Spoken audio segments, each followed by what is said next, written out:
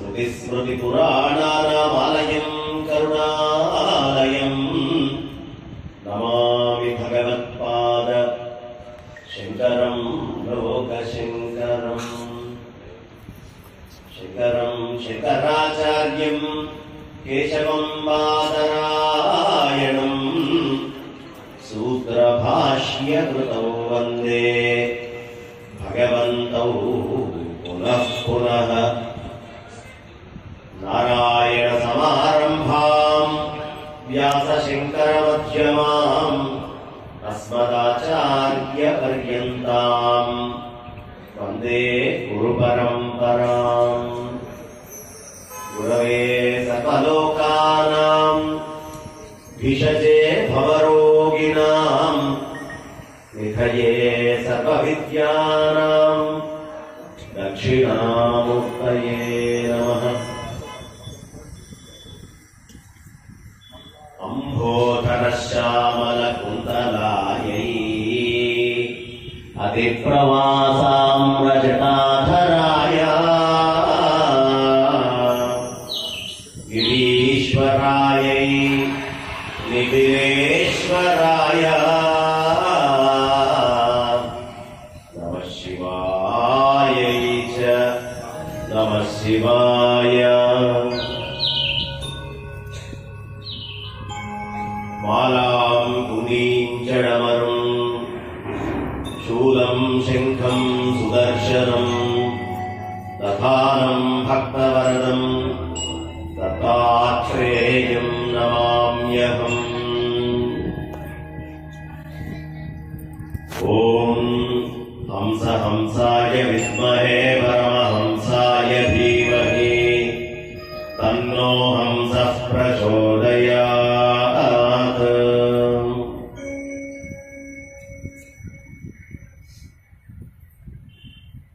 अवधूतचन्दन श्री गुरुदेव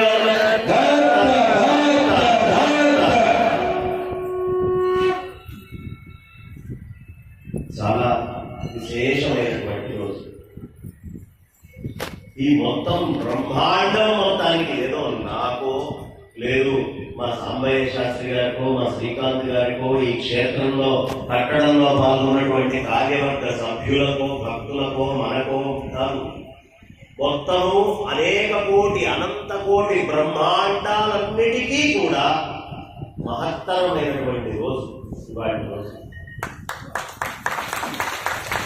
ఎందుకు అంటే ఇందాక నేను ధ్యాన శ్లోకం చెప్పేటప్పుడు నారాయణ సమారంభాం శంకరాచార్య మధ్యమాం అస్మదాచార్య పర్యంతాం వందే గురు పరంపరాం. ఇదేగా నేను చెప్పింది. అక్కడ నారాయణ సమారంభం అంటే దత్తాత్రేయుడే. ఆది గురువు ఎవరయ్యా? నారాయణ అంశలో గురుదేవ దత్త. గురువు దేవుడు రెండు శబ్దాలు ఉన్నటువంటి దత్తాత్రేయ. అలాంటి నారాయణుని యందు ఉన్నటువంటి గురుస్వరూపంగా ఉన్నటువంటి శక్తి ఏదైతే ఉందో ఆ నారాయణ తత్వంలో గురుస్వరూపము బ్రహ్మాండంలో జనాల్ని అనుగ్రహించడం కోసం ఉద్భవించినటువంటి సమయం. బ్రహ్మాండం అంతా ప్రకటించినటువంటి సమయం. ఏమండి, రాగానే మధ్యాహ్నం 12 అని ఇట్లా గడియారం చూసుకుంటూ పెట్టారు. ఏ 12ంటికి ఆయన్ని డోలాలో వేయకపోతే ఏమైనా ఇబ్బందా? ఏమిటి 12ంటికి డోలా ఆరోహణం చేసి ఆ ఉత్సవం చేయడంలో మర్మము. ప్రతి క్షణము ప్రతి సమయము గొప్పదే కదా. 12 అని ఎందుకు అంటున్నారు? కారణం ఏమైనా ఉందా అంటే ఏం లేదమ్మా. అది చలికాలం కావచ్చు, వానాకాలం కావచ్చు, ఎండాకాలం కావచ్చు. 12 అనేటటువంటిది లెక్క కాదు. వాస్తవానికి అభిజిత్ లగ్నము అనేటటువంటిది.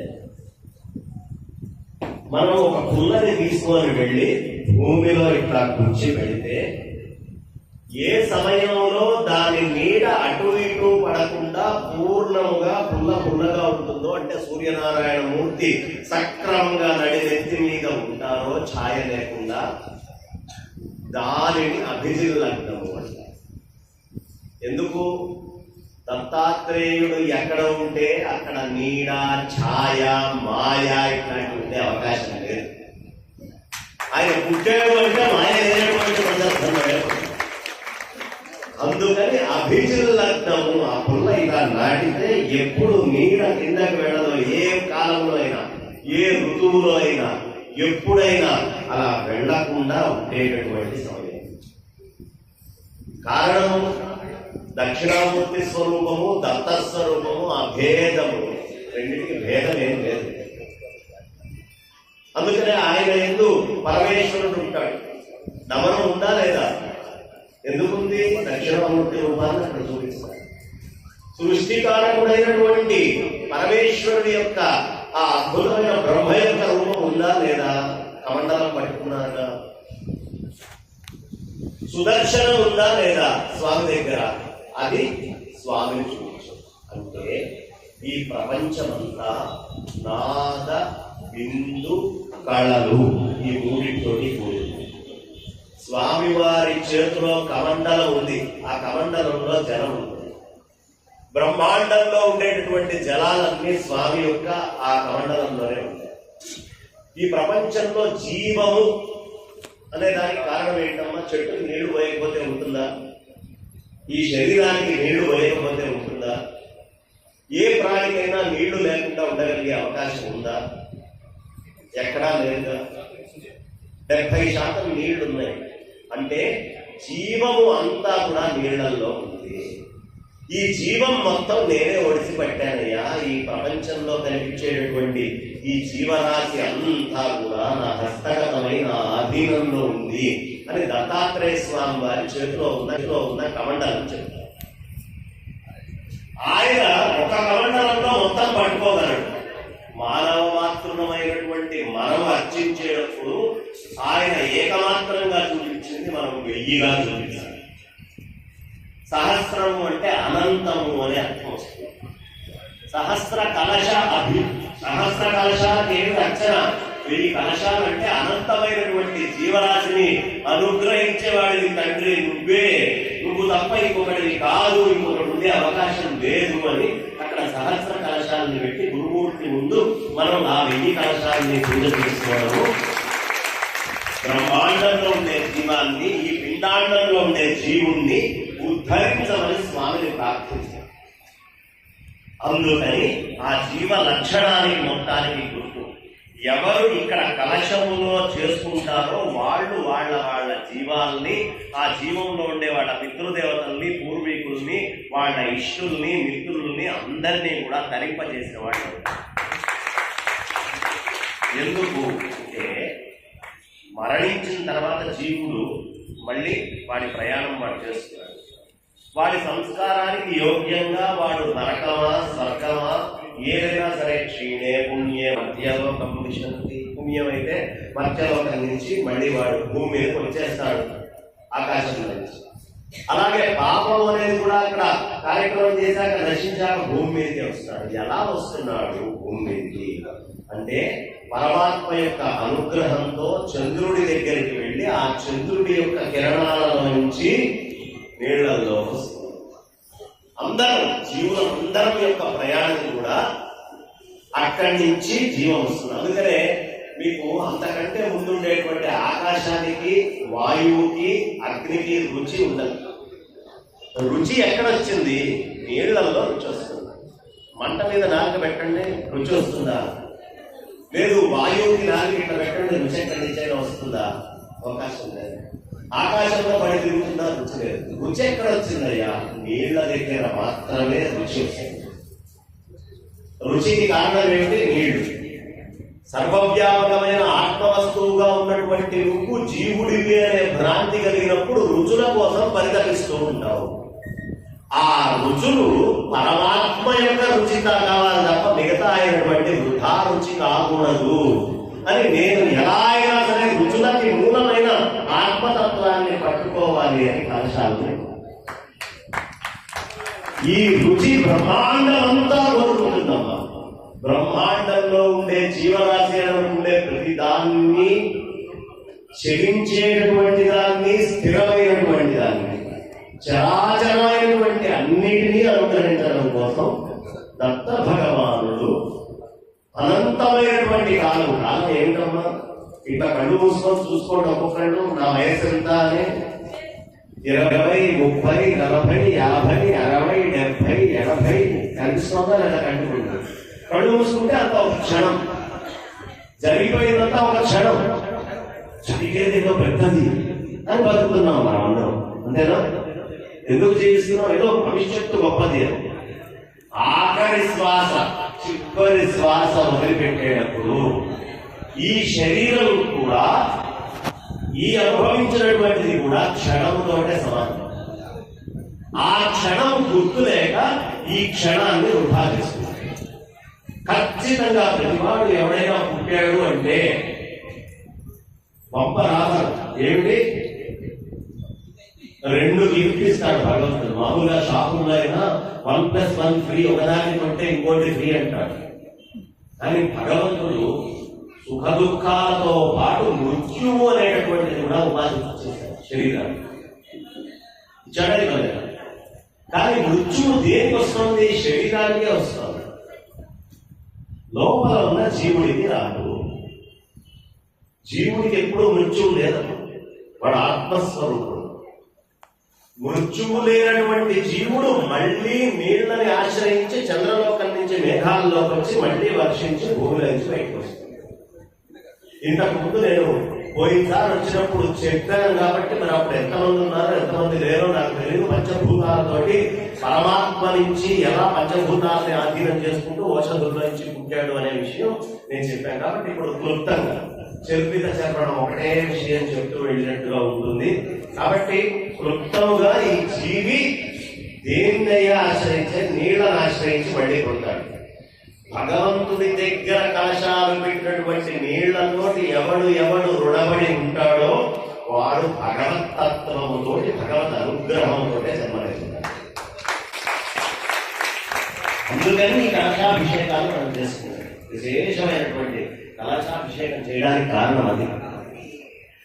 ఆ కలశాలకి అభిషేకం చేస్తూ ఈ 12 గంటల సమయం, అనంతమైనటువంటి కాలంలో స్వామి మనందరినీ అనుగ్రహించడానికి మార్గశీర్ష మాసంలో ఏదో తెలుసుకున్నాడు.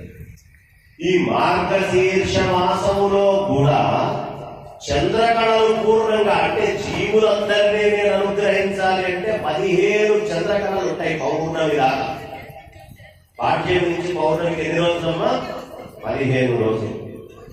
మళ్ళీ పాఠ్యం నుంచి అమావాస్యకి 15 రోజులు. 15 కళలు. ఆ చంద్రుడే ఇటు నుంచి ఇటు వస్తాడు, ఇటు నుంచి అటు జరుగుతాడు. ఉండేది 15 కళలే. ఈ 15 కళలలోనే ప్రతి జీవుడు పడి కొట్టుకుంటాడు. వాడికి కావాల్సినటువంటి 16వ కళ కావాలి అనే కోరిక ఉంటే వాడు పరమాత్మని పట్టుకోవాలి. పరమాత్మని పట్టుకోవాలంటే పరమాత్మే గురువుగా వచ్చి మనకి బోధ చేయాలి. దాన్ని షోడశ కళ అంటారు. ఇది మొత్తం పాండిత్యానికో విద్యకో సంబంధించింది కాదు. ఇందాక వారు చెబుతూ, అయ్యా నేను పండితుడే కాదు, నేను రాద్దామంటే కదా రచయితని కాదు, పాడదామంటే కదా గాయకుడిని కాదు, నాకు ఉన్నదల్లా దత్తాత్రేయ స్వామి వారి మీద పరమ భక్తి తప్ప ఇంకొకటి కాదు అనే మాట చెప్పారు కదా. అదే కావాల్సింది. ఏమిటయ్యా? అన్నిటికీ మూల మీద అదే. ఏమిటయ్యా అంటే వాగ్వైఖరి, శబ్దఝరి, శాస్త్ర విజ్ఞాన కౌశలం, తత్వతు భుక్తయ్య ముక్తయ్యే. ఇప్పుడు ఇక్కడ నేను కూర్చున్నాను, కొన్ని వేల మాటలు నేను చెప్తున్నాను.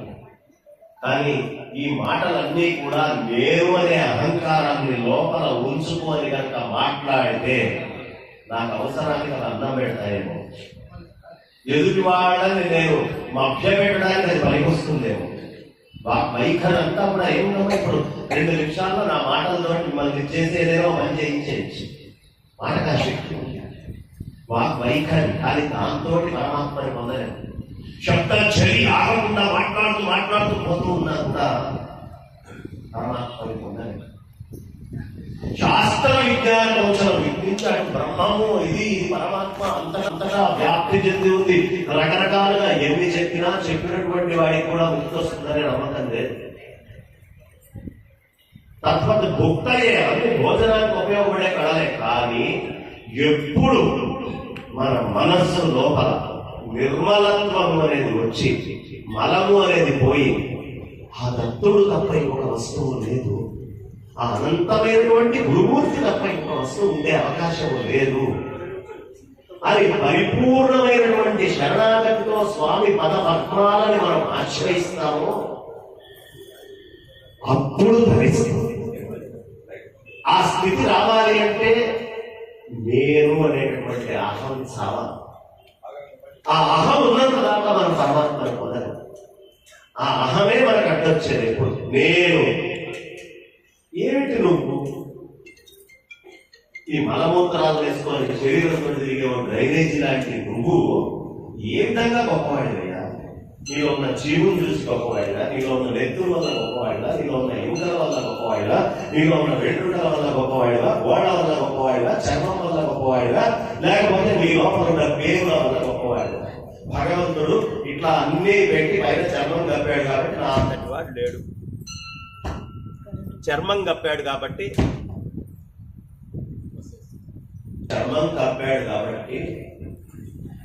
నా అంతటి వాడు లేడు, నా అంత అందగాడు లేడు, నా అంత పని చేసేవాడు లేడు, నా అంత గొప్పవాడు లేడు. నాకు ఇన్ని రకాల వస్త్రాలు కావాలి, ఆభరణాలు కావాలి, ఇళ్ళు కావాలి, సుఖాలు కావాలి. ఇవన్నీ మనం కోరుకుంటుంది దేని వల్ల అయ్యా అంటే మన గురించిన జ్ఞానం మనకి లేక. ఈ జీవుడిని, ఈ నెత్తుడిని, వీటన్నిటిని ఏదో తెగ గొప్పవని ఆలోచించేసుకొని అహంకారంలో పడుతుంది. ఇవన్నీ అశాశ్వతమైనటువంటివి. కాలగర్భంలో జీవు పోతుంది, ఎముకలు పోతాయి, వెంట్రుకలు పోతాయి, రక్తం పోతుంది, చర్మం పోతుంది, మొత్తం అన్నీ కూడా పోయేవి. అన్నీ పోయినా జీవుడు అనేవాడు పోడు. ఎవరు పోరు? జీవుడు అనేవాడు పోడు. ఒకసారి అందరూ రెండు చేతులు పైకెత్తి అవధూత చింతన శ్రీ గురుదేవ దత్త దత్త దత్త. మధ్యలో భగవన్నామం ఎందుకు చేయించాడయ్యా అంటే భయం వేస్తుంది. ఒక్కోసారి ఈ చర్మాన్ని లోపలికి పెట్టి లోపల ఉండే దేవుడిని, లోపల ఉండే వాడి అన్నింటినీ బయటకు వచ్చేది తిప్పి పెట్టుంటే భగవంతుడు అప్పుడు తెలుసుండేది ఒక్కొక్కడికి మనం ఏమిటి అనే స్వస్వరూపం. అది లేక పైన చెప్పమనే మాయ కప్పేటప్పటికి నా అంతటి వాడు లేడు అనే స్థితిలో మనం అందరం ప్రయాణం చేస్తున్నాం. అదే అహంకారానికి మూలమైన కారణం. ఆయన తప్ప ఇంకెవరు లేరు, ఆయనే సర్వస్వం. సర్వం దత్తమయం, దత్తుడే దత్తుడే దత్తుడే అని ఎవడు లోపల ఉండే అహంకారాన్ని చంపుకుంటాడో అలాంటి వాడికి మాత్రమే దత్తానుగ్రహం లభిస్తుంది. అందుకనే స్వామి దగ్గరికి వెళ్ళినప్పుడు మందు తాగుతున్నట్టు కనిపిస్తాడు, అమ్మాయిల తోడు తిరుగుతున్నట్టు కనిపిస్తాడు, వృధా అయినటువంటి పనులు చేస్తున్నట్టు కనిపిస్తాడు. ఎందుకు? నీ బుద్ధితోటి నువ్వు ఇది తప్పు, ఇది ఒప్పు, ఇది గొప్ప, ఇది చెడ్డ అని ఆలోచించుకుంటేంత దాకా పరమాత్మ నీకు వంట పట్టాడు, పట్టే అవకాశం లేదు. వాడు సర్వస్వము, ఆ గురుతత్వం అంత గొప్పది. నా బుద్ధితోటి విచక్షణ చేసి ఆలోచించగలిగేటువంటి స్థాయిది కాదు గురుతత్వము అని ఎవడు పరిపూర్ణంగా భద్రుడవుతాడో అహంకారాన్ని పక్కన పెట్టి వాడికి మాత్రమే దత్తుడు లొంగుతాడు. అర్థమైందా? కర్ణుడి కథంతా విని చెరువులో 10 రూపాయలు తీయడం కోసం అన్నాడు అనుకోండి, వాడి కర్ణుడి కథ మీద ఉపయోగం ఏముంది? దత్తాత్రేయ క్షేత్రంలో ఉంటూ దత్తాత్రేయుని ఆచరించి ఒక్కసారి దత్తుని చేసిన తర్వాత వాడు ఇంకా అహాన్ని వదిలిపెట్టకుండా నేను అని అనుకుంటున్నాడంటే ఎప్పుడు ధరిస్తాడు? ధరించాలి అంటే నేను పోవాలి, నేను ఉంటే ధరించాలి. ప్రతి ఒక్కళ్ళు, అది నేను కావచ్చు, గురువు గారు కావచ్చు, మీరు కావచ్చు, పిపీల గారి బ్రహ్మభాగ్యంతో ఉండేటువంటి బ్రహ్మాండ సృష్టిలో ప్రతిదానికి ఉన్నటువంటి రోగం అహం. అందుకని కృష్ణ పరమాత్మ అనన్య చింతయంతో మా ఏ జనా పర్యుపాసతే తేషాం నిత్యాభియుక్తానాం యోగక్షేమం వహామ్యహం. ఇందులో మొదటి అక్షరం చివరి అక్షరం తీసుకొని వదిలిపెట్టండి ఆయన అనన్యాచింతయంతో అయిపోతుంది అని. ఏమిటి మొదటి అక్షరం? ఆ. చివరి అక్షరం యోగక్షేమం మహామ్య హం. ఆ హం ఈ రెండు వదిలిపెడితే అనన్యాచింతయంతో నువ్వు చేయగలుగుతావు. రెండు వదిలిపెట్టాలి. తెగ అహంకారం వస్తుందండి, మనకి తెలియనటువంటి అహంకారం. పొరపాటున ఒకవేళ ఎవరైనా అహంకారం నుంచి బయట పెడదాము అని అనుకుంటే వాడికి సినిమాల రూపంలో, సీరియల్స్ రూపంలో, చుట్టుపక్కల ఉండే మిత్రుల రూపంలో రకరకాలైనటువంటివన్నీ చుట్టుపక్కల ఆహాన్ని నిల్చోబెడతాడు. ఎంత ఆహాన్ని నిల్చోబెడతాయి అంటే నేను అప్పుడప్పుడు అన్నం తినేటప్పుడు మా అమ్మగారు ఎప్పుడైనా టీవీ పెట్టుకుంటే చూస్తూ ఉంటాను. ఎంత దారుణమైనటువంటి ఘట్టమయ్యా అంటే ఆ సీరియల్స్ చూస్తూ ఉంటే వాళ్ళు బయట ఒకటి మాట్లాడుతూ ఉంటారు, లోపల ఒకటి మాట్లాడుకుంటూ ఉంటారు. మనం ఏది చూస్తామో అదే మన ఉపాసన అవుతుంది. అప్పుడు ఏం చేస్తాం, మనకు కూడా తెలియకుండా లోపల మాట్లాడుకోవడం మొదలు పెడతాం.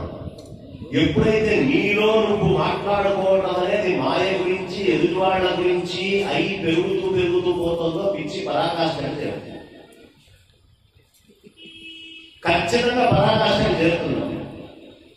ఇక నువ్వు ఎంత పిచ్చోడు అవడానికి సిద్ధమవుతే 4, 4:30, 5, 5:30, 6, 6:30, 7, 7:30, 8:30, 9, 9:30, 10, 10:30, 11 అప్పటిదాకా కూడా పిచ్చోడిని చేయడానికి వరుసగా వస్తూనే ఉంటాయి. అంటే అన్ని రకాలుగా పిచ్చివాడు అవడానికి నేను ఎదురుకుండా కూర్చున్నానమ్మా, మీకోసమే రండి అని చెప్పుకున్నాడు. ఇక నటించిన వాడు వెళ్ళిపోతున్నాడు, మనం నటిస్తున్నాం లోపల. ఈ సీరియల్స్ అన్ని పెట్టుకోండి, రేపు ఏమైతుందో దానికి. ఆ అత్తకి రేపు దుంప తెగాలి ఇక్కడే ఉంది, కానీ బాగైంది కోడలు అన్నమాట బాగు. ఆలోచించాను ఒక క్షణం.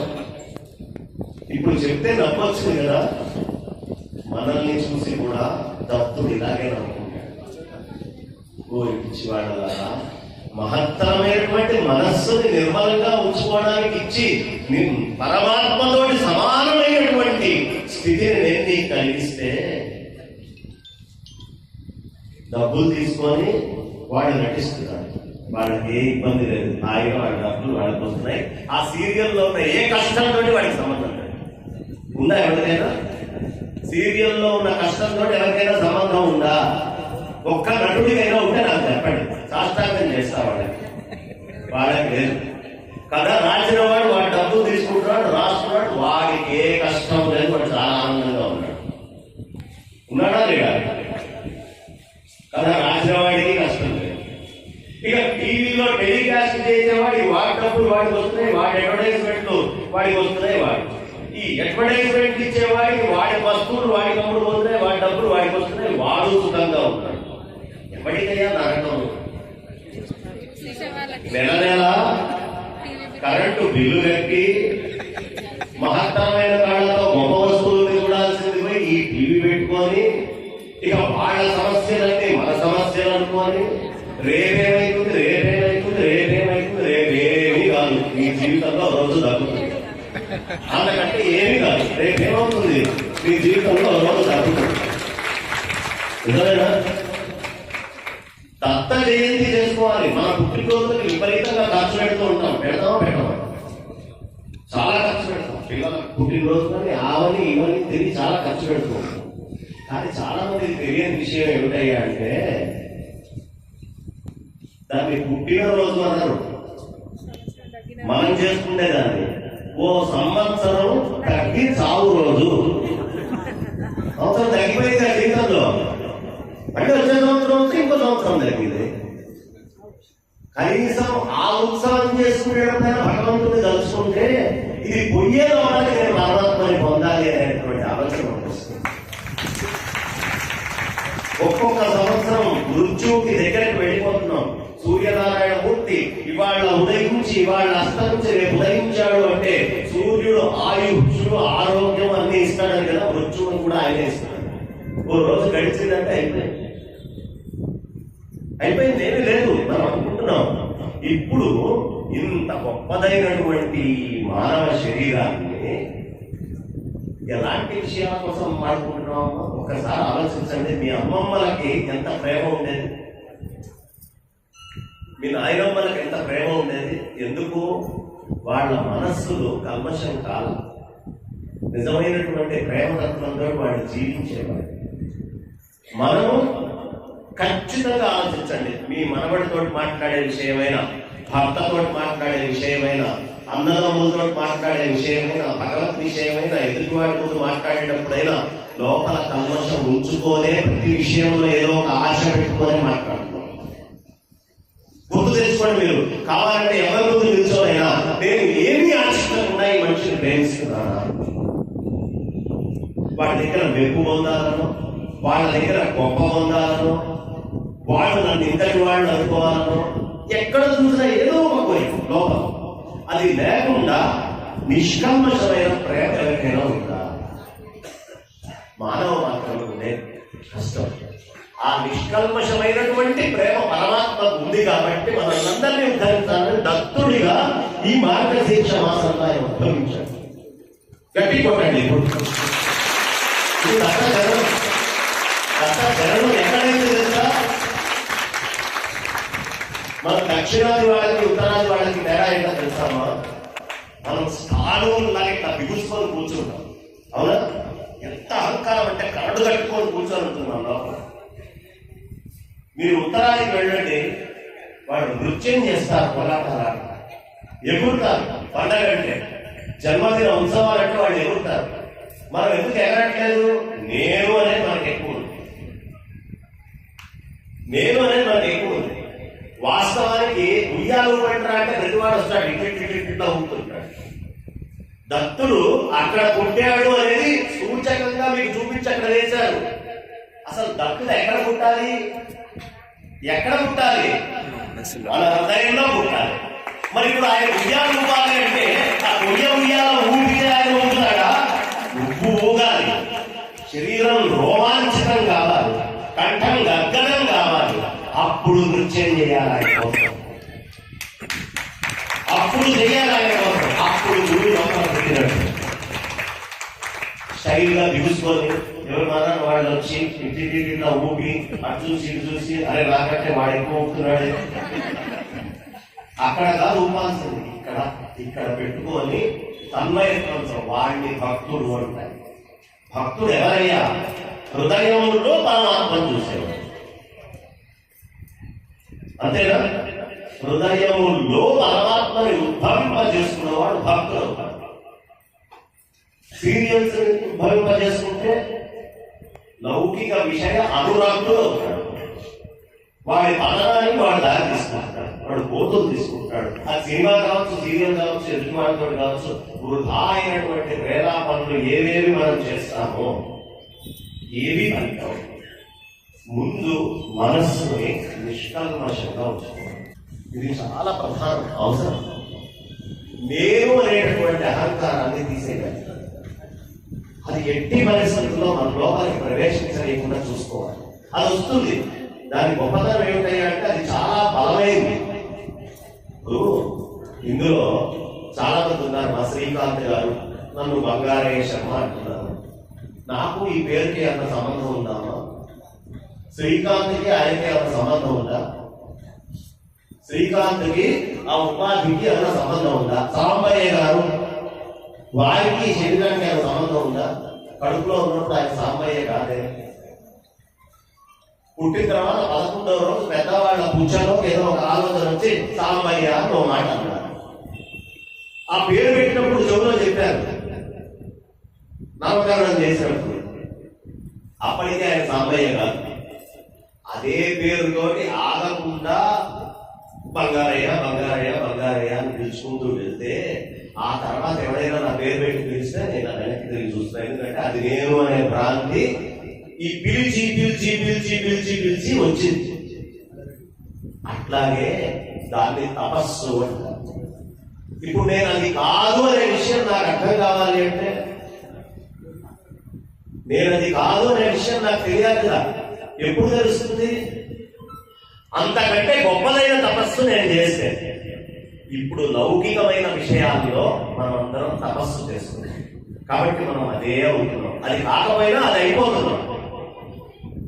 నేను కాని బంగారయ్య నేను ఎలా అయ్యానో, మీరు కానటువంటి పేరు మీరు ఎలా అయ్యారో, అలాగే అనవసరమైనటువంటి పాత్రలన్నీ పెట్టుకొని ఆ పాత్రల్లో ఉండే భావాలు, ఆవేశాలు, అక్షరాలు ఇట్నించి అటు, అట్నించి ఇటు, ఇటు అటు, అటు ఇటు తిప్పుకుంటూ ఉంటే అదంతా నేను అనే రాతిలోకి వెళ్తున్నాం. మనం కాందల్లా తెచ్చి మన దగ్గర భూమిలో దాచిపెట్టుకుంటున్నాం. దాన్ని తీయాలి. దాన్ని తీయాలంటే ఎవరవసరం? ఎవరు రావాలమ్మా? గురువు రావాలి హృదయంలోకి.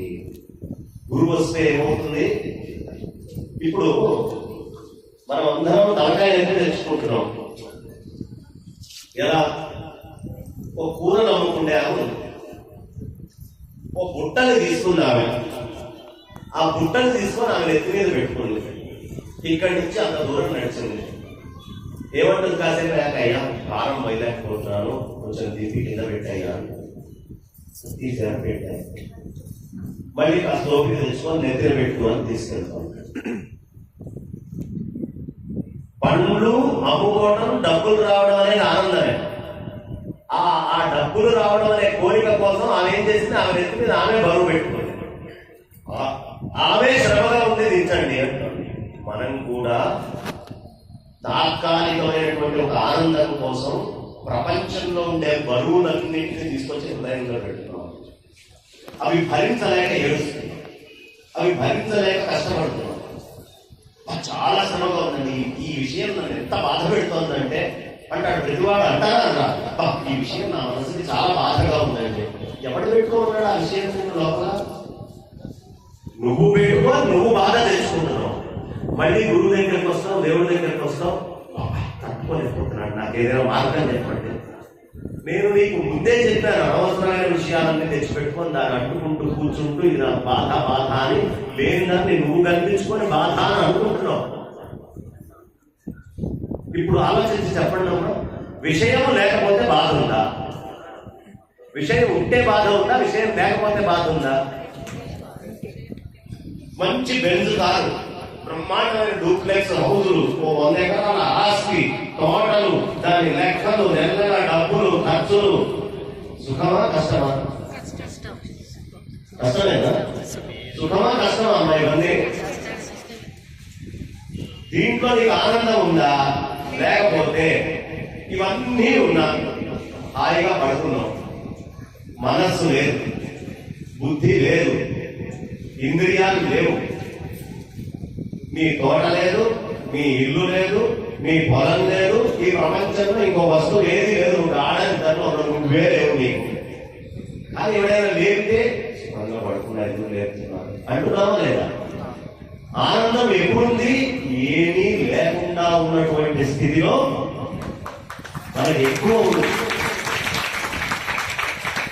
అది కాకుండా వెలుగురాగానే వస్తువులన్నీ నాకు కావాలని బయట ప్రపంచంలో విషయాలన్నీ తెచ్చిపెట్టుకుంటున్నావే, ఆ నిద్ర కూడా లేకుండా తయారు చేస్తాయి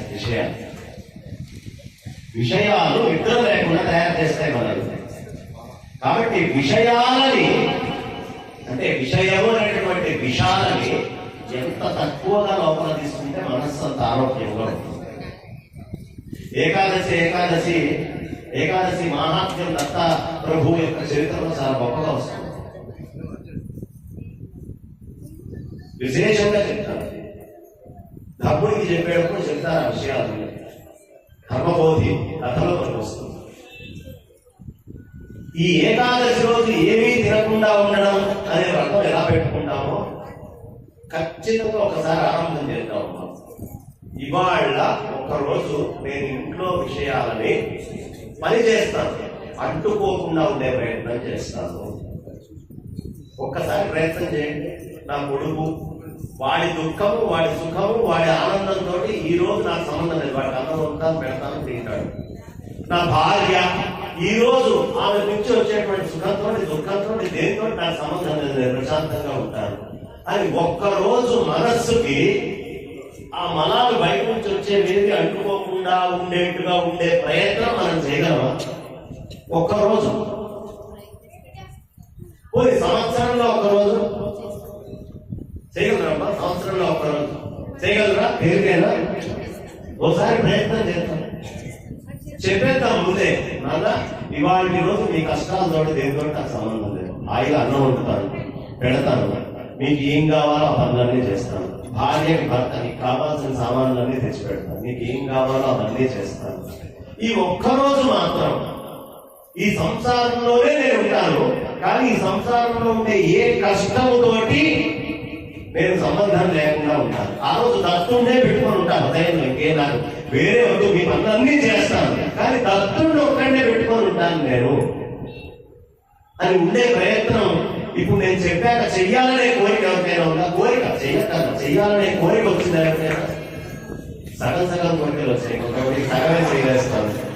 వచ్చిందా? ఒక్కసారి ప్రయత్నం చేయడం, ఒక్కసారి ప్రయత్నం చేసి అభ్యాసం చేస్తే దత్తుడు వెంటనే ఉద్భవించి లోపల కూర్చుంటాడు. అంటే మధ్యాహ్నం 12ంటికి ఉండేటటువంటి కాలాన్ని ఛాయ లేకుండా ఉండే కాలం అని చెప్పుకున్నాగా, నీడ లేకుండా. ఈ నీడలే ఇవన్నీ నీకు. కాతే కాంత కస్తే పుత్ర సంసారోయమ తీవ విచిత్ర సస్యత్వం వా కుతాయాత తత్వం చింతిత తదిహ భ్రాంత. తత్వం చింతయ తదిహ భ్రాంత. కాదే కాంత నువ్వు ప్రతివాడు వచ్చి నా ఊడండి, నా పెళ్ళామండి, నా పిల్లలండి అని వాడుతున్నారా లేదా?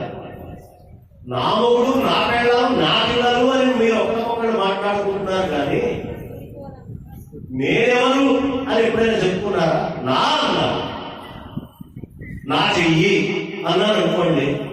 దురదృష్టవశాత్తు నీ చెయ్యి లేదు, నేనున్నానుగా. అంటే నా చెయ్యికి నేనుకి సంబంధం లేదు.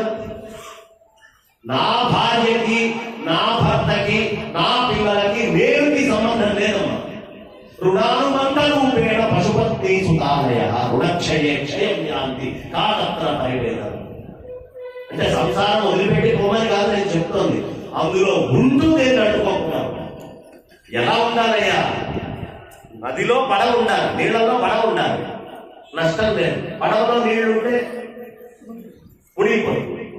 సంసారంలో మనం ఉండాలి, కానీ మనలో సంసారం రాకుండా కావాలి. మనలోకి సంసారం వచ్చినా నీకు నువ్వెవడో నీకు తెలియదు. నువ్వు చెప్పడం మాత్రం పెద్ద పెద్ద వాళ్ళు, నా భార్యనా వాళ్ళ వల్లే నీకు ఏది సుఖం అనుకుంటున్నావో దానివల్లే కష్టం వస్తుంది. నా భర్త అని గొప్పగా మురిసిపోయి వెళ్ళాడు, భర్త వల్లే కష్టం వస్తుంది. నా భార్య అని వెళ్ళాడు, భార్య వల్లే కష్టం వస్తుంది. నా పిల్లలు అంటున్నావు, పిల్లల వల్లే కష్టం వస్తుంది. నేను అని వెళ్ళు, కష్టం లేకుండా. కేవలం చేతులు, కాళ్ళు, రూపము ఇలా గాఢనిద్రలో ఉండి మనస్సు బుద్ధి ఏం పనిచేయనప్పుడు కూడా ఉన్నటువంటి ఒక పదార్థం ఉంది ఆనందంగా, అది నేను.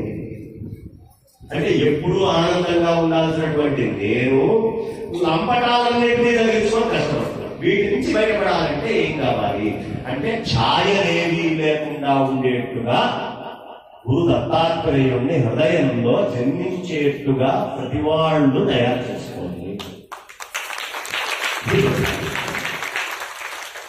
అప్పుడు వచ్చి కూర్చుంటాడు దత్తుడు. మరి దత్తాత్రేయ స్వామి వారు ఎలా ఆయన పుట్టుగా అంటే ఓ సందర్భంలో నాతో కైలాసానికి వెళ్ళారు.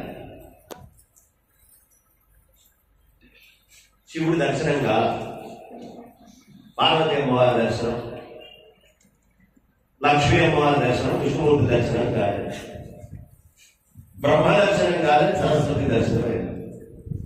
ఈ ముగ్గురు మా అంతటి వాడు లేరంటే మా అంతటి వాడు లేరు అనేటువంటి స్థితిలో ఉన్నారు. ఏమిటి మూడు? ఒకటి సత్వగుణం, ఒకటి రజోగుణం, ఇంకొకటి తమోగుణం. సత్వ రజస్ తమో గుణాలు మూడు. ఈ మూడిటి దగ్గరికి ఎవరు వెళ్ళారయ్యా? నిజాత్మతత్వ రుచి తెలిసినటువంటి ఒక నారందరాది జ్ఞానస్వరూపం, జ్ఞానము అక్కడికి చేరింది. జ్ఞానం అక్కడికి వెళ్ళేటప్పటికీ వాళ్ళందరూ ఏమిటి? అసూయ కలిగింది వాళ్ళకి. నా అంతటి వాళ్ళు లేరు, మా అంతటి పతివ్రత లేరు, పరమాత్మకి మేము బద్ధులమైనంతగా ఎవరు బద్ధులు కారు. పరమాత్మ మమ్మల్ని అనుగ్రహించినట్టుగా ఈ ప్రపంచంలో ఇంకెవరిని అనుగ్రహించిన అంతా మా ఆధీనంలోనే పరమాత్మ నడుస్తున్నాడు అన్నట్లుగా నారదుడితో మాట్లాడారు.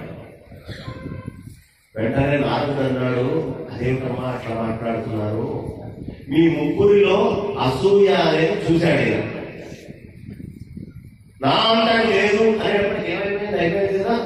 వెంటనే ఆయన చెప్పాడు, త్రిగుణాలు ఉన్నాయి, మా సత్వ రజస్తమో గుణాలు 3 కనిపిస్తున్నాయి, అసూయ అనేటటువంటిది కూడా కొంచెం మీలో కనిపిస్తుంది, మీకు ఇలా ఉందా అని చెప్పి, అమ్మా మీ ముగ్గురి కంటే గొప్ప పతివ్రత ఉందమ్మా, నాదుడికి వచ్చేది ఆ పరమాత్మని పట్టుకోనున్నటువంటి, పరమాత్మని పట్టే పరమాత్మ సర్వస్వం ఉండేటటువంటి వ్రతంతో కూడినారో కానుండేదమ్మా. ఎవరు మాకంటే గొప్పవాడు ఉండే అవకాశం లేదు అన్నారు నారదుడు. లేదమ్మా, అనసూయ అని ఒక ఆవిడ ఉంది కింద, ఆవిడ నీకంటే గొప్ప పతివ్రత, అత్రి మహర్షి యొక్క భార్య. అసూయ అనే శబ్దం వచ్చింది కదా, ఈవిడ పేరేమిటి? అనసూయ. అసూయ లేనటువంటి. ఇక ఆయన పేరేమిటి? అత్రి. వీళ్ళ ముగ్గురికి ఉన్నవేమిటి? 3 గుణాలు, సత్వము రజస్సు తమస్సు. 3 గుణాలు లేనటువంటి వాడు అత్రి. ఈ 3 లేవు ఆయనకి. సత్వరజస్తమో గుణాతీతుడై ఉన్నాడు, ఆత్మస్వరూపుడై. అందుకనే రామచంద్రమూర్తి భార్య అయినటువంటి సీతామ్మవారు సకల సద్గుణోపేత భూజాత ఆ తల్లికి పాతివ్రత్య ధర్మాన్ని బోధించిందమ్మా అనసూయ అమ్మవారు. దత్త భక్తులు ఏం చూసినా చూడకపోయినా ఖచ్చితంగా చూడాల్సిన ప్రదేశం అవుతుంది, చిత్రకూటుకు వెళ్ళాలి. ఇది చాలా మంది దత్త భక్తులకు తెలియదు.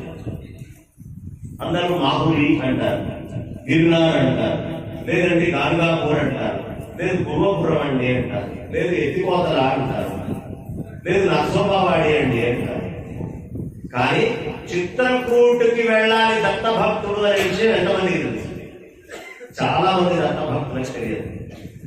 కారణం ఏమిటయ్యా అంటే, అసలు దత్తాత్రేయుడి కోసం తపస్సు చేసినటువంటి ప్రదేశం, ఆ అత్రి అనసూయ ఇద్దరు తపస్సు చేస్తున్న ప్రదేశం చిత్రకూటు. అక్కడ పుట్టాడు ఆయన. అక్కడ ఆ అమ్మవారు మందాకిని అనేటువంటి నదిని తీసుకొచ్చి పెట్టింది. రామచంద్రమూర్తి వనవాసంలో వెళ్ళి అక్కడ ఉన్నప్పుడు అక్కడ సీతా అమ్మవారికి పాతివ్రత్య ధర్మాలను చెప్పారు. దత్తాత్రేయుడిని అనుగ్రహించినటువంటి ప్రదేశం చిత్రకూటు ప్రదేశం. ఆ చిత్రకూటులో నది ఒక గొప్పతనం ఉందమ్మా ఇప్పటికీ, మందాకిని నది. మన పంచాంగాల్ని తిట్టే పనికి మాలిన వాళ్ళు చాలా మంది వస్తున్నారు ఈ మధ్య టీవీల్లో. చాలా మంది ఉన్నారా? శ్రీరామనవమి అంటే ఏమిటి మనకు గుర్తొచ్చేది? నవమి అనగానే చైత్రశుద్ధ నవమి, శ్రీరామనవమి. మన పంచాంగంలో ఏ రోజు శ్రీరామ నవమి అని రాస్తామో ఆ రోజు ఇక్కడ ఉన్న ఎవరైనా వెళ్ళచ్చు. చిత్రకూటుకు వెళ్ళండి. వెళ్తే నది మధ్యలో తెల్లటి పాయ ఒక్కరోజే వెళ్తున్నాం. అంత పెద్ద నదికి మధ్యలో నేను శ్రీరామనవమి అని రామచంద్రుడు పుట్టినటువంటి రోజు అని ఎప్పుడు చెప్పుకుంటానో ఆ ఒక్కరోజే నువ్వు తెల్ల పాయగా వెళ్ళాలి మధ్యలో ఇచ్చి అని నేను చెప్పాను. మీరు చెప్తే వెళ్తుండాలి. ఎప్పుడు వెళ్తుంది? మన ఋషుల యొక్క తపస్సు, మన యొక్క గ్రంథాల యొక్క మహాత్మ్యం, మన రామాయణం యొక్క నిత్యత్వం ఉంది కాబట్టి ఆ మధ్యలో వెళ్తుంది. ఈ రోజుకి నేను ఇక్కడ కూర్చొని చెప్తున్నా, శ్రీరామనవమి చిత్రకూటు వెళ్ళి చూసుకోండి ఎవరైనా. ఆ మధ్యలో నుంచి అలా వెళ్తుంది భార్య. ఎందుకు అక్కడ ఆ సత్యం కనిపిస్తుంది అంటే, అక్కడ అత్రి అనసూయ దత్తాత్రేయుడు అనేటువంటి గురువుని చూపించారయ్యా. గురువు అనుగ్రహం ఉంటే రామచంద్రమూర్తి యొక్క వైభవం అక్కడ దర్శనం అయి తీరుతుంది. శ్రీరామనవమికి పుట్టాడు అని చెప్పడానికి. భక్తుడు తపస్సు కూడా చేశాడు కొంతకాలం. ఆ తర్వాత అక్కడి నుంచి అనుమతి తీసుకొని సఖ్యాద్రి పర్వతాలకు ఆయన వెళ్ళారు. చాలా అద్భుతంగా ఉంటుంది. అనేక మంది ఋషికుమారుని చిత్రకూటనే ముందు రోజారు ఆయన దత్తాత్రేయ స్వామి. శంకరాచార్య వారు మొత్తం భూమంతా తిరిగారు కదా. ఈ భూమండలం అంతా మొత్తం అందులోనూ భారతదేశాన్ని ఎక్కడా వదిలిపెట్టకుండా అడుగడుగు తిరిగినటువంటి శంకరాచార్యులు వారు పుట్టినటువంటిది కేరళలో అయితే చివరికి అంతర్ధానమైంది ఎక్కడ తెలుసా అమ్మా? కేరళలో దత్తాత్రేయ గుహలో అంతర్ధానం అయ్యారు. ఆయన జ్ఞానం ఏదైతే జ్ఞానం మొత్తం భూమి మీద తిరిగిందో ఆ జ్ఞానం ఎక్కడ వృత్తం అవుతుంది? దత్తాత్రేయుడి దగ్గరే. కాబట్టి దత్తాత్రేయ స్వామి వారి దగ్గరికి అందరూ వెళ్ళలేరు. నేను ఆశ్చర్యపోతున్నా. సాధారణంగా దత్తాత్రేయ స్వామి వారి భక్తులు అంటే ఇంతమంది రావడానికి వీలు లేదు, రాని కూడా ఆయన తొందరగా. చాలా కష్టం, కఠినం ఆయన్ని చేరుకోవడం. ఎందుకు? సత్వ రజస్తమో గుణాలు ఉన్నవాడికి ఆయన ఉన్నాడు, అసూయ ఉన్నవాడికి ఆయన ఉన్నాడు. ఈ మూడింటిని వదిలిపెడితే పరమాత్మ ఆయనే దత్తత వస్తాడు. దత్తత, పిల్లవాడు దత్తతగా వచ్చాడండి అంటాం కదా. ఏం చేశారు? వెంటనే అక్కడ అనసూయ ఉందమ్మా, ఆమె మహాపతివ్రత అనేటప్పటికీ మరి సత్వరజస్తమో గుణాలు ఉంటుంటాయి, అంతకంటే గొప్పది ఒకటి ఉంది అన్నప్పుడు. నీకంటే గొప్పది ఉంది అని చెప్తే ఏ మనస్సైనా ఒప్పుకుంటుంది ఇక్కడ ఉన్నవాళ్ళలో. మాకంటే గొప్పదా ఉండదు అంటారా? అన్నాడు. ఎందుకు? సప్తమ రజస్తమో గుణాలు లోపల ఉన్నాయి. జ్ఞానం వచ్చి నీకంటే గొప్పదైన పరమాత్మ ఒకటి ఉందిరా అంటే ఎవడొప్పుకుంటాడు? నేనే గొప్పవాడిని, అలోక్ నిరంజన్ అనుకుంటామా? అనుకోవచ్చు. అలా వచ్చి అక్కడ చెప్పేటప్పటికీ నేను పొడి పొడిగా కథ చెప్తున్నాను. ఎందుకు పొడి పొడిగా చెప్తున్నాను అంటే, నేను ఇప్పుడు గ్రంథం తీసుకొని ఒక్కొక్కటి విడమర్చి జాగ్రత్తగా చెప్పుకుంటూ వెళ్తే ఆ చెప్పేటప్పుడు నేను శ్లోకం చదవగానే మీరందరూ పక్కన చూస్తాను. మళ్ళా శ్లోకమే నేను తిరిగి వచ్చేటప్పటికి పాత శ్లోకం ఏదో చెప్పారు, మీకు గుర్తుంటుందా? శ్లోకం నేను చెప్పినా లాభం లేదు. మీకు ఏం గుర్తుంటుంది? కథగా ప్రశాంతంగా పొడిగా ఇబ్బంది లేకుండా మీకు పట్టేటట్టుగా చెప్తే, నేను చెప్పిన తర్వాత ఎవరెవరికి జ్ఞానోదయం కలిపి వాళ్ళే పుస్తకం తీసి చదువుకుంటారో అప్పుడు దత్తత పట్టుబడుతుంది. అంటే చదువుకుంటే భారం మీది, చదవడానికి అవసరమైనటువంటి తీపిని నేను మీకు ముందు అందిస్తున్నాను. పంచదార ఎలా ఉంటుంది? ఎలా ఉంటుంది? తీయగా ఉంటుంది. ఈ పంటే ఎలా ఉంటుంది చెప్పండి మీరు ఎవరైనా? ఈ పంటే తీయగా ఉంటుంది, అంతేనమ్మా? ఈ పంటే ఎలా ఉంటుంది చెప్పలేదు. చెప్పలేదు కదా మీకు తెలీదా? తీపి గురించి చెప్పలేదు మీకు తెలీదా? తెలుసా తెలీదా? తీపి చెప్పగలరా? చెప్పలేదు. కానీ తీపి మీకు తెలుసు. అలాగే ఇప్పుడు నేను చెప్పినటువంటి మాట తీయగా అనుభవించడానికి యోగ్యంగా ఉండేట్టు అందిస్తాను.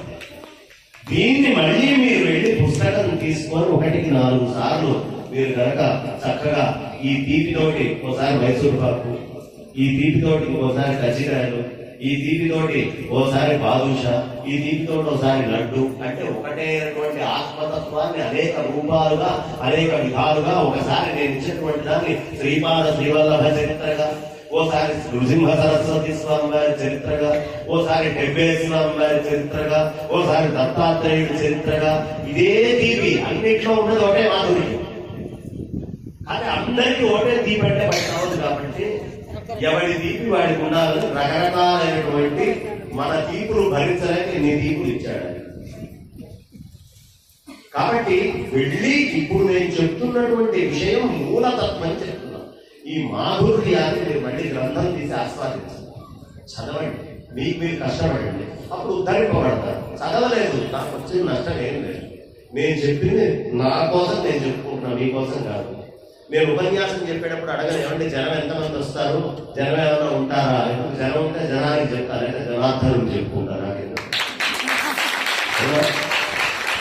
జనమే కావాలి అంటే సాయంత్రం మైక్ షాప్ దగ్గరికి వెళ్తే జనం ఉండరా అమ్మా? రైల్వే స్టేషన్కి వెళ్తే జనం ఉన్నారా? పోలీస్ స్టేషన్ చుట్టూ జనం లేరా? ఎందుకు అమృతాంజనం అవసరమా? ఎవరయ్యా జనం అంటే ఎవరు ఆత్మతత్వము భగవతత్వం కోసం ఒక దగ్గరికి గుమ్ము కూడి ఈ జీవ లక్షణం నుంచి ఆత్మ లక్షణం తెలుసుకోవాలి అని ఎవడి లోపల ఆ పరమాత్మని తెలుసుకోవాలని జనిస్తుందో ఆ జనించే బృంద సమూహం జనం. కాబట్టి అలాంటి జనముగా మనం ఎప్పుడు ఉండాలి. మనం ఉండాల్సినటువంటి విధానం ఆ జనం, అది లోపల నుంచి తెచ్చిపెట్టుకోవాలి. ఆ నిజాత్మతత్వాన్ని స్పర్శ చేయాలి నేను అనే భావన కావాలి. అప్పుడు మనం ఉద్ధరించబడతాం. వెంటనే చెప్పేటప్పటికీ ఇంకేముంది, ఊరుకుంటారా? సత్వరజస్తమో గుణాలుగా మూడుగా వెనక ఉన్నటువంటి బ్రహ్మ విష్ణు మహేశ్వరులను ముగ్గురు ఇచ్చారు, మీటింగ్ పెట్టారు. ఇక మాకంటే ఎవరో చాలా గొప్ప పతివ్రత ఉందట, మాకు తెలుసు, నేను నమ్మను. పాపం నాలుగు అజ్ఞానంలో ఉన్నాడు, జ్ఞానం అజ్ఞానంలో ఉంది. నాకు చెప్పిన వాడు తెలియదు అర్థం. మనం అనుకునేది అదే, ఎదుటివాడు వెధవా, నేను మేధావి. ప్రతి వాడికి ఉండేది. అత్త రెండు దిక్కింది అనుకున్నారు, వంద దానికి ఏం చెప్తూ వస్తుంటుంది అని లోపల అనుకున్నారు. అలాగే అత్తయ్య గారు అంటారు బయటికి. సీరియస్ లేదా, నాకంటే ఎక్కువ తెలుపుతారు సార్ దానికి. ఏదో ఏడవని కోడలు నిన్నగా ఉండొచ్చు, దీనికేం తెలుపుతాచ్చు అని అదేదో చెప్పా, భలే చెప్పావే అంటారు. మొగుడు చెప్పినంటే, మొగుడు మొట్టమొదటిలో పెళ్ళైనప్పుడు వాడు నేను అది నేను ఇది ఓ ఓ అని చెప్తుంటే ఆడవాళ్ళంతా చాలా ప్రశాంతంగా వీళ్ళకి ఇష్టం లేకపోయినా సరే వాడికి ఏది ఇష్టమో ఆ విషయాలనే వింటారు. ఇప్పుడు విన్నది వీళ్ళ దగ్గర మొత్తం రికార్డ్ అయి ఉంటుంది. వీడు ఏడాది అయిన తర్వాత పెద్ద పోటుగాడిలాగా దానికి వేరే ఏదైనా చెప్తే, మొన్న అదే చెప్పాను మీరు రోజు మళ్ళీ మాట్లాడటానికి అవకాశం ఉండదు. దేని వల్ల వచ్చిందయ్యా ఈ సంవత్సరం వాడికి అహంకారం అంటే వింటూ పోతూ ఉంటే వాడి లోపల నుంచి తప్పుకొని బయటకు వస్తూనే ఉంటాయి అన్నమాట. ఆ వినే లక్షణం ఆడవాళ్ళకు. ఆడవాళ్ళకి ఏం కావాలి? Women needs and year to year, వాళ్ళకి ఒక చెవు కావాలి వినడానికి. వాళ్ళు చెప్పే ఎదుటి వాడు విన్నా వినకపోయినా పర్లేదు, చెవు ఉంటే చాలు వాళ్ళు కావాల్సింది అంతే కదా. ఇదే మాయ, ఇదే మాయ. ఈ సంసారం కూడా నువ్వు వింటున్నంత సేపు వినిపిస్తూ ఉంటుంది. అది వింటోంది కదా, నేను ఏదనుకుంటే దానికి తగ్గట్టుగా ఉంది కదా నువ్వు అనుకున్నావు అంటే తర్వాత వినేసే ఒక్కొక్క కౌంటర్ నువ్వు తట్టుకోలేవు. శృతి కౌంటర్ని ఎందుకు స్త్రీలకి వశమైపోతాడు? ఈ అహంకారం వల్లే. అప్పుడు మగవాడంటే కొద్దిగా అహం ఉంటుందా, దానికి కొంచెం సందిద్దాం అని వదిలేస్తారు వీళ్ళు. చాలా విషయాలు వదిలేస్తారు. కానీ ఆ సంధించి వదిలేసేటటువంటివే వాడి మొహం మొత్తం అహానికి సమాధి. కూర్చోంటే కూర్చో, నిల్చోంటే ఇప్పుడు తినలేదు అంటే పోవాల్సిందే. ఆ స్థితికి దిగజారాల్సిందే ఎవరైనా. అయితే ఇందులో ఆడమగా అంటే ఇక్కడున్న ఆడమగా చెప్పట్లా. ఈ జీవుడు, ఈ ప్రకృతి, బుద్ధి. ఈ బుద్ధి అనేటువంటి స్త్రీకి ఏ జీవుడు బద్ధుడై ఉంటాడో మొట్టమొదట ఈ బుద్ధి ఈ జీవుడు చెప్పే గొప్పలన్నీ వింటుంది. ఏదావా నీ తెలివితేటగా ఇగో చేతులు పనిచేయట్లేదు చూడు, కాళ్ళలో శక్తి తగ్గలేదా, నిన్న దాకా కడుపు బాగుందన్నో గ్యాస్ వచ్చిందా రాలేదా, మోకాళ్ళు బాగున్నాయన్నో ఎప్పుడు వచ్చినాయా లేదా, ఇదే నీ తెలివితేటలు, దీనికన్నా నీ సమర్థత చెప్పుకుండేది మొత్తం అని ఈ బుద్ధి తర్వాత తిరుగుతూ ఉంటుంది. వాడిని ముందు అన్నీ వింటుంది. నేను ఉరుకుతా, నువ్వు బాగా ఉరుకుతావు, నేను మించినోడు లేట్ అంటుంది. నేను ఆ పని చేస్తా, అప్పో నేను మించినోడు లేట్, నువ్వే చేయాలని అంటుంది. కానీ ఒక్క జవసత్వాలు చచ్చిన తర్వాత ఓపిక అబ్బో ఆ రోజుల్లో చాలా పని చేసేదానండి అనే స్థితికే ఎవడైనా రావాల్సింది. పెళ్ళాం దగ్గర మొగుడైనా, బుద్ధి దగ్గర జీవుడైనా. అహం నువ్వు చూపించావు అంటే ఆ అహం నేను తీసుకెళ్ళి కూర్చోబెడుతుంది, దాసుని చేసి కూర్చోబెడుతుంది. పిలిచారు బ్రహ్మ విష్ణు మహేశ్వరుడు ముగ్గురు వచ్చారు. ఏమిటి? ఇదిగో ఇదండి ఆ జ్ఞానము. అజ్ఞానంతో ఏదో మహావేదాలని నారదుడు వచ్చి మాట చెప్పాడు. మీరు వెళ్ళి మేమే గొప్పవాళ్ళం అని రుజువు చేయాలి. అక్కడ మనం చేసే ప్రతి పని అదే. ప్రతి అరక్షణం నేను గొప్పవాళ్ళని రుజువు చేసుకోవాలి. ఎప్పటికీ వాడు ఇక కొత్త 20 ఏళ్ళ వయసులో ఉన్న పిల్లవాడు ఎవరైనా ఉన్నాడు అనుకోండి, ఏదైనా తేడా నాకు చెప్పలేదు వచ్చి నాలుగు మీకుండేవాడిని అంటాడు. ఈ 50 ఏళ్ళు వచ్చిన వాడు అరే ఈ మాటలన్నీ నేను చెప్పానేరా, అయిపోయినాయి, ఇప్పుడేం పెద్ద విషయం లేదు, నువ్వు కూడా అదే పరిస్థితి తర్వాత కానీ ముగ్గురు అంటాడు. అనుభవం రావాలి పెద్ద దేనికైనా. ఆ అహం లోపల నుంచి బాగా వస్తుంది. కాబట్టి వెంటనే పార్వతి అమ్మవారు, లక్ష్మీ అమ్మవారు, సరస్వతి అమ్మవారి కోరిక మేరకు ఈ ముగ్గురు చిత్రకూట పర్వత ప్రాంతానికి చేరారు. చిత్రకూటానికి వెళ్ళారు. వెళ్ళి అత్రి త్రిగుణ రహితుడైనటువంటి ఆత్మస్వరూపం తపస్సు చేసుకుంటూ ఉండగా అసూయ లేనటువంటి జీవి ఇంట్లో ఉంటే అక్కడికి వెళ్ళి ఈ ముగ్గురు అమ్మా అన్నం పెడతావా అని అడిగారు. ఖచ్చితంగా దాని ఉన్నాయని ఇంటికి ఎవరైనా వచ్చి యాచిస్తే అందులో మీలాంటి మహానుభావులు వచ్చి అడిగితే ఇక కాదనేది ఏముంటుంది. అలా కాదమ్మా, వివస్త్రమైన నాకు వడ్డన చేయాలి అంటే ఒంటి మీద వస్త్రాలు లేకుండా మాకు వడ్డన చెయ్యాలి అనే మాట అడిగారు. పరాయి పురుషుడి మీద ముందు వస్త్రము తీస్తే పతివ్రత కాదు. అలా అని వాళ్ళు వచ్చి అడిగినప్పుడు పెడతాను అని చెప్పి పెట్టకుండా తిరిగి పంపిస్తే అది గృహస్థాశ్రమ దోషం, భర్తకి ఆ దోషం అంటుకుంటుంది. ఇప్పుడు భార్య భర్తకు ఆ దోషాన్ని, జీవుడికి ఆ దోషాన్ని అంటించకుండా చూడాలి. ఆవిడ ఏం చేసింది? ఆవిడ మహాతపస్వి. ఎంత గొప్ప తపస్సంపన్నురాలయ్యా అంటే చాలా మంది పతివ్రతలు అని మనం చెప్పుకునేటువంటి అందరికీ చాలా మందికి బోధ చేసినటువంటి మహాసాధ్వి అతన్ని. చాలా గొప్ప. వెంటనే ఆ పాతివ్రత్య మహాత్మ్యంతో నా దగ్గరకు వచ్చినటువంటి బ్రహ్మ విష్ణు మహేశ్వరులు ఏదో చాలా పెద్ద సనాతనము, మేము చాలా పాతవాళ్ళము, ఈ సృష్టిలో మొత్తం అంతా మేమే అని అనుకుంటున్నారే, ఈ ముగ్గురు పసిపిల్లలకుగాక. ఒకటే ఒక్క ముక్క ఆవిడ అనుకుంది. అంటే మన లోపల పాతివ్రత్యం అనేటటువంటిది కనుక ఉంటే దాని మహాత్మ్యం ఎంత గొప్పదో తెలుసా? సీరియల్స్ చూస్తే తెలియదు. సీరియల్స్ చూస్తే మొగుడిని ఎలా తిట్టాలి, మొగుడిని ఎలా రాత్రి అమ్మాన పెట్టాలి, వీడిని ఎప్పుడు అత్త దగ్గర మిగతా వాళ్ళ దగ్గర దోషిగా నిల్చోబెట్టాలి, వీడితో నేను ఎలా పొగిడించుకోవాలి, నా పని వీడితో నేను ఎలా పూర్తి చేసుకోవాలి అని నా కోసం మొగుడిని వాడుకోవడం ఎట్లా అని ఆలోచన వస్తుంది. నా కోసం పెళ్ళాన్ని వాడుకోవడం ఎట్లా, దీంతో నాకు అవసరమైన ఎలా వడ్డించుకోవాలి, దీంతో నేను ఎలా సుఖాలు పొందాలి, ఈ ఆలోచనలే వస్తాయి. కానీ ఈ భర్తని ఆశ్రయించి నిజాత్మతత్వమైన పరమాత్మని నేను ఎలా పొందాలి, నేను ఎలా పరమాత్మని పొందాలి, ఈ భార్యను ఆశ్రయించి నేను ధర్మాన్ని ఆచరించి పరమాత్మని ఎలా పొందాలి, ఇవి రావు. సీరియల్ చూస్తే వచ్చేది అతి తెలివితేటలు, తద్వారా ఇంట్లో లేని కష్టాలు అవసరం లేని కష్టాలన్నీ తెచ్చిపెట్టుకుంటాం. నిర్మలంగా ఉండి లోపల అనవసరమైన మాట్లాడుకోకుండా అవసరమైన పనితో అంతదాకా చేస్తే ఎవ్వడికి కష్టం లేదు. లోపల మాట్లాడుకోవడంతో వస్తున్నాయి కష్టాలన్నీ. ప్రతి వాళ్ళు లోపల ఒకటి బయట ఒకటి, లోపల ఒకటి బయట ఒకటి, లోపల ఒకటి బయట ఒకటి. మనుష్యత్వం, ముముక్షుత్వం, మహాపురుష సంశ్రయం, ఈ మూడు అంత తేలిగ్గా దొరకవు. మహాపురుషుల సంశ్రయం కాదు. ఇవాళ నిర్మలమ్మ గారు సాంబయ్య గారితో కలిసి ఆయన చాలా గొప్ప విషయం చెప్పారు. 54 సంవత్సరాలు అయింది అని.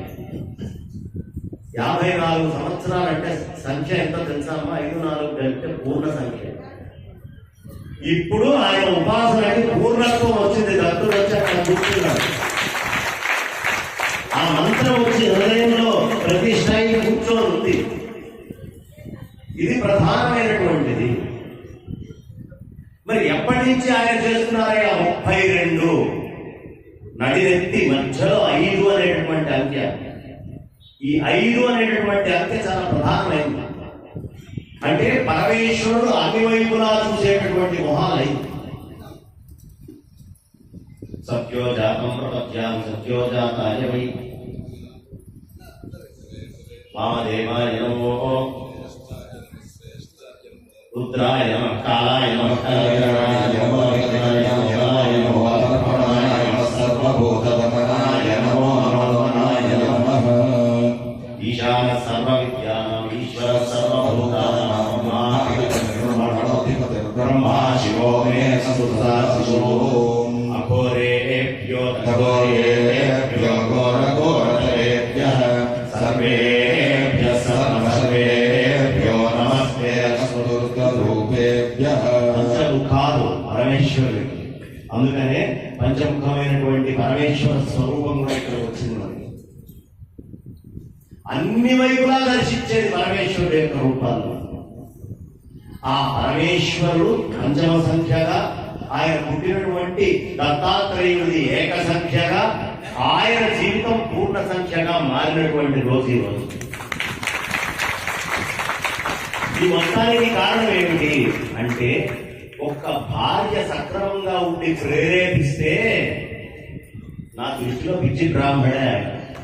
ఇంత గుడి కట్టడము, ఇంతమంది సహకారంగా వచ్చి నిల్చోవడము, అద్భుతమైన క్షేత్రం కట్టడం, మీరందరూ రావడం జరిగింది. ఇదే సంకల్పం ప్రతి భార్య చేయాలి. అంటే 330 గుళ్ళు కట్టమని చెప్పట్లా. గుళ్ళో ఉండేటువంటి దేవతని మనం హృదయంలో పెట్టి నలుగురు హృదయంలో పెట్టేటట్టుగా తయారు. అది చేయాల్సినటువంటి ప్రతి భార్య చేయాల్సిన పని.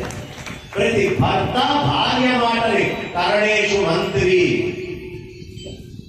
ఈమె నా మంచి కోసం చెబుతోంది అనే విశ్వాసం భర్తకి పూర్తిగా కలగాలి. మోసంగా కపటంగా నమ్మించడం కాదు, మనస్ఫూర్తిగా మనసుకుంటాను, మనస్ఫూర్తిగా అతన్ని నమ్మించి అతనిని కూడా ఈ మార్గంలో ధర్మంతో చెల్లించేట్టుగా తయారు చేయాలి. ఈ శక్తి ఆడవాళ్ళకి ఉంటుంది, మగవాళ్ళకి ఉండదు. ఆడవాళ్ళు కిట్టి పార్టీ అని ఒక అపార్ట్మెంట్ లో కానీ ఒక ఊళ్ళో కానీ మొదలు పెడితే 100 మంది ఆడవాళ్ళని తీసుకొస్తారు. లలితా సహస్రనామ పారాయణం అంటే 100 మంది లలితలు చేసేవాడు దేవతలు. మగవాడిని అనుకోమనండి, మేము 100 విష్ణు సహస్రనామ పారాయణం అంటే 10 మంది మగవాడు రాదు, అంటే ఆడవాళ్ళని తీసుకురావాలి. ఇంకో ఆడవాళ్ళని చెప్పుకోవాలి. కారణం ఏమిటంటే, స్త్రీ శక్తి చాలా గొప్పది. మహత్తరమైన శక్తి స్త్రీ అంటే ఎనర్జీ. ఆ ఎనర్జీని సక్రమమైన డైరెక్షన్ లో పెట్టాలి. భర్తని కూడా డైరెక్షన్ లో తీసుకెళ్తుంది. సంధ్య మార్చేట్టుగా చూడాలి. భర్త ఉదయాన్నే లేచి సూర్యనారాయణమూర్తికి నమస్కారం చేసేట్టుగా భర్త చేయాలి.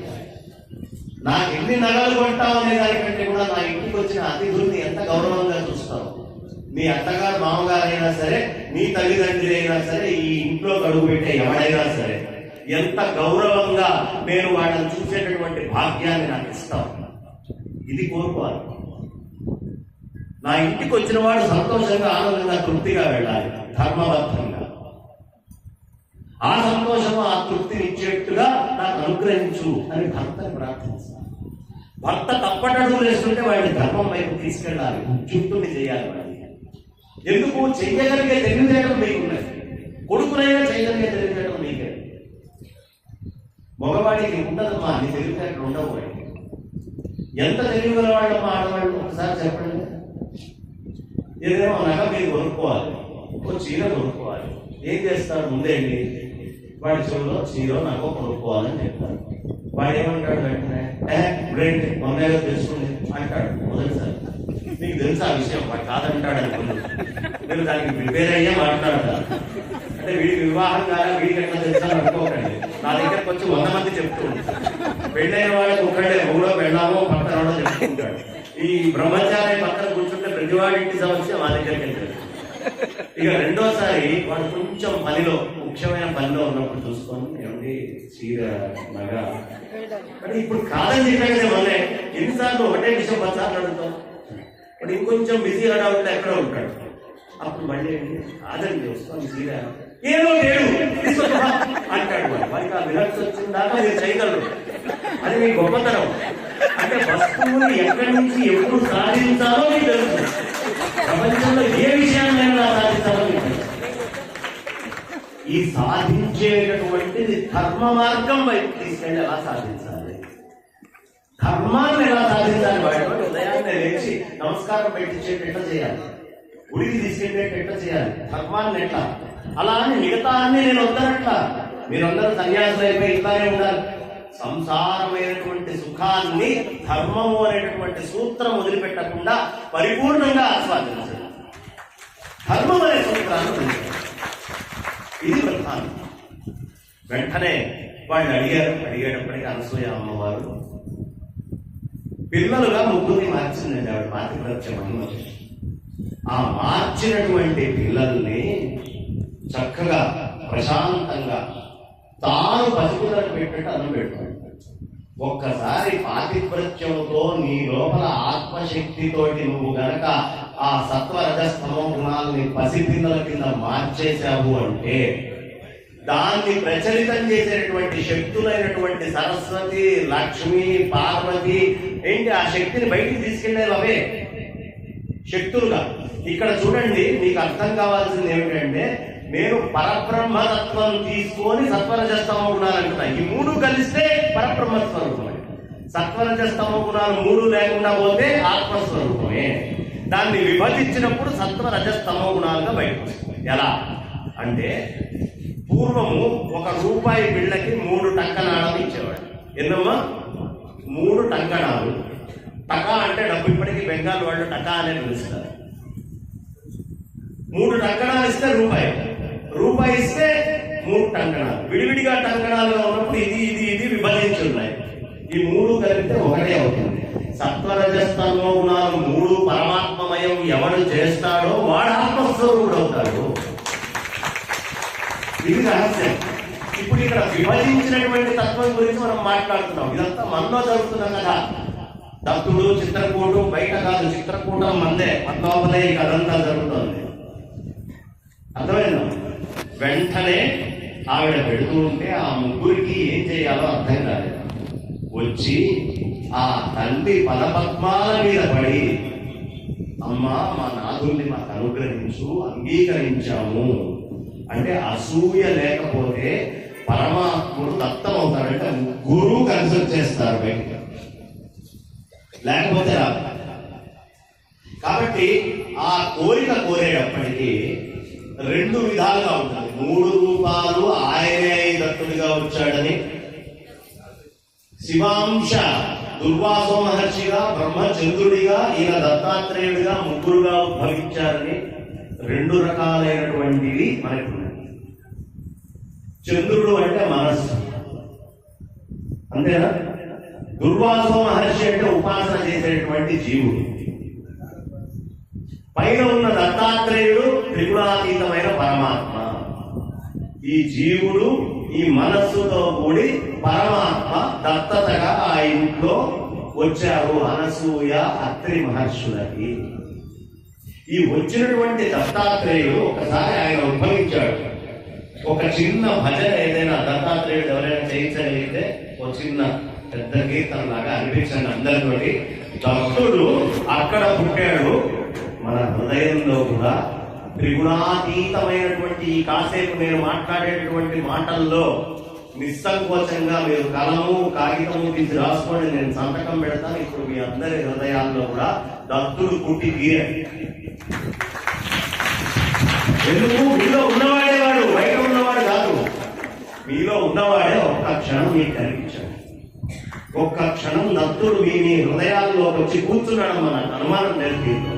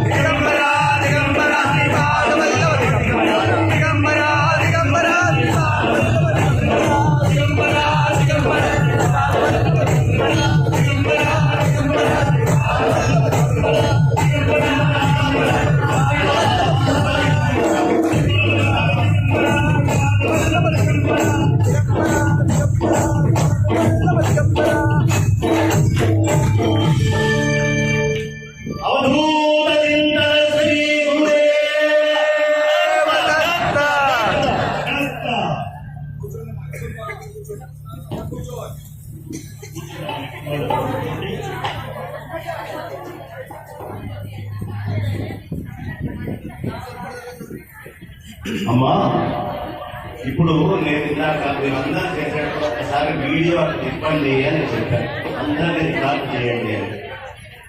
ఆ వీడియో ఖచ్చితంగా అందరూ తీసుకోండి, దూరం నుంచో దగ్గర నుంచో ఎక్కడో అక్కడ.